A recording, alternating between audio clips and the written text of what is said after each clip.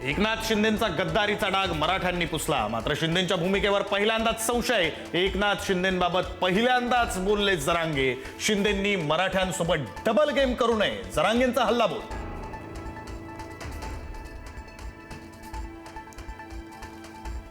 बावनकुळेंनी कुणबी प्रमाणपत्र रद्द करायला सांगितलं. मनोज जरांगे पाटलांचा आरोप. फडणवीसांनी ठरवावं बावनकुळे हवेत की मराठे, जरांगेंचा मुख्यमंत्र्यांना इशारा.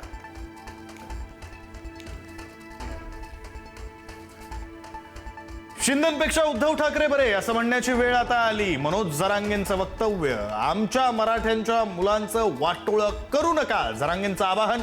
वेळ पडली तर मराठ्यांना पुन्हा मुंबईत यावं लागेल, जरांगेंचा इशारा.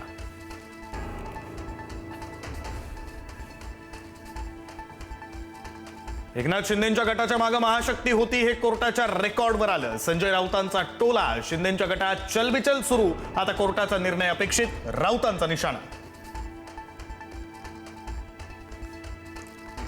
शिवसेना पक्ष चिन्हासंदर्भात आज सुप्रीम कोर्टामध्ये पुन्हा सुनावणी. कालच्या सुनावणीमध्ये ठाकरेंकडून कपिल सिब्बल यांचा जोरदार युक्तिवाद. बंडखोर शिवसेना आमदारांना अपात्र केलंच पाहिजे, सिब्बल यांची मागणी. नाराज जेन झींसाठी फडणवीस सरकारचा डॅमेज कंट्रोल प्लॅन. राज्यामध्ये 1000 रोजगार मेळाव्यांचं आयोजन करणार. 31 मार्च 2027 पर्यंत रोजगार मेळाव्यांचं आयोजन. रोजगाराच्या जास्तीत जास्त संधी उपलब्ध करणार.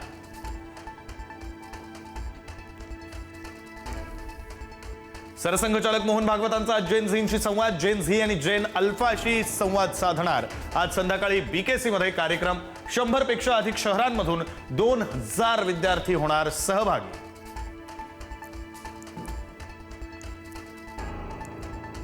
राज्यातील निवासी डॉक्टरांच्या संपाचा आज दुसरा दिवस. निर्णय न घेतल्यास आजपासून आपत्कालीन सेवा बंद करण्याचा इशारा. तर डॉक्टरांच्या संपाची मुंबई उच्च न्यायालयाकडून सुमोटो दखल.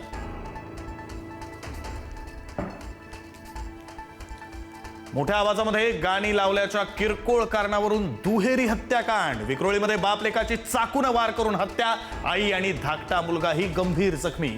पार्कसाईड पोलिसांनी दोघांना घेतलं ताब्यात.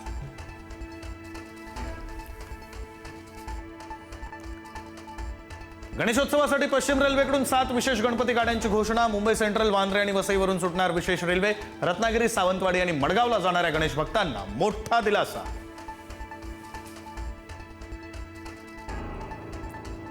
एलन मस्क यांच्या स्पेसएक्स कंपनीच्या रॉकेटचा अनियंत्रित तुकडा चंद्राच्या पृष्ठभागावर आदळला. ताशी 8690 किलोमीटर वेगानं तुकडा पडल्यानं मोठा खड्डा.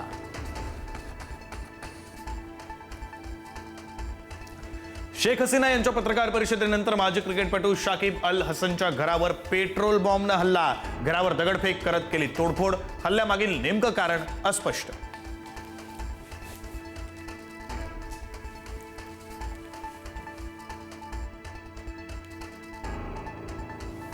इराण चर्चेस तयार. ट्रम्प यांचा दावा. पुढील 48 तासामध्ये चित्र स्पष्ट होण्याची शक्यता. करार न झाल्यास इराणला गंभीर परिणामांचा इशारा. हॉर्मुझ सामुद्रधुनी लवकर खुली होण्याची ट्रम्प यांना आशा.